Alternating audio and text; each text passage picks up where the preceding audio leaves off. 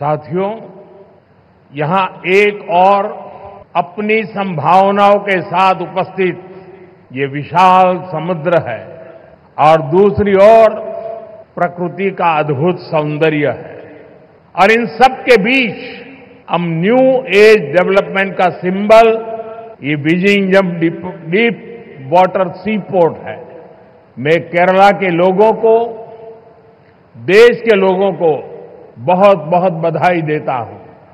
साथियों, इस सी पोर्ट को 8,800 करोड़ रुपीस की लागत से तैयार किया गया है।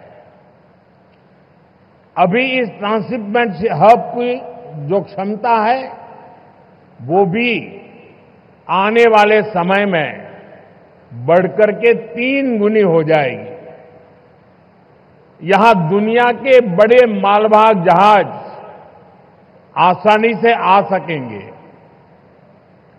अभी तक भारत का 75% ट्रांसशिपमेंट भारत के बाहर के पोर्ट पर होता था।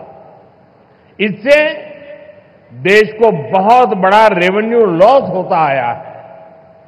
ये परिस्थिति अब बदलने जा रही है। अब देश का पैसा देश के काम आएगा।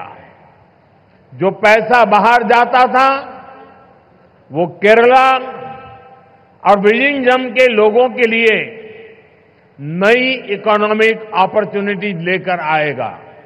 साथियों, गुलामी से पहले हमारे भारत ने हजारों वर्ष की समृद्धि देखी है। एक समय में ग्लोबल जीडीपी में मेजर शेयर भारत का हुआ करता था।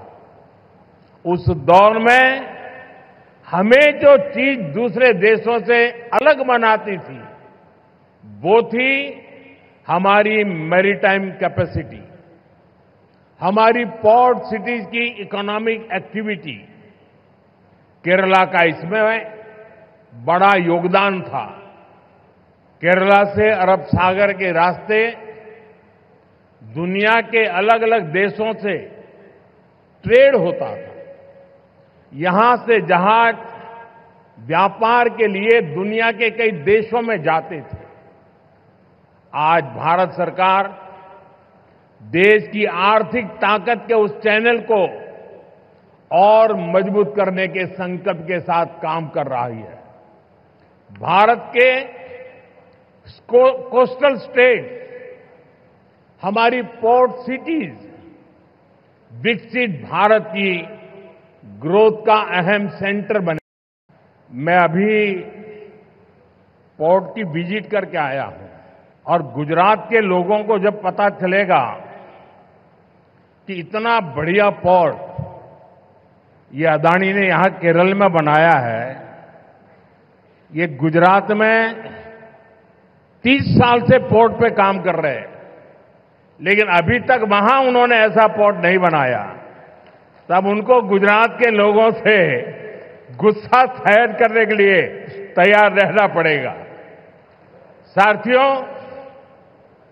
पोर्ट इकोनॉमी की पूरे पोटेंशियल का इस्तेमाल तब होता है जब इंफ्रास्ट्रक्चर और ईज ऑफ डूइंग बिजनेस दोनों को बढ़ावा मिले। पिछले 10 वर्षों में यही भारत सरकार की पोर्ट और वाटरवेज पॉलिसी का ब्लूप्रिंट रहा है। हमने इंडस्ट्रियल एक्टिविटीज और राज्य के होलिस्टिक विकास के लिए तेजी से काम आगे बढ़ाया है।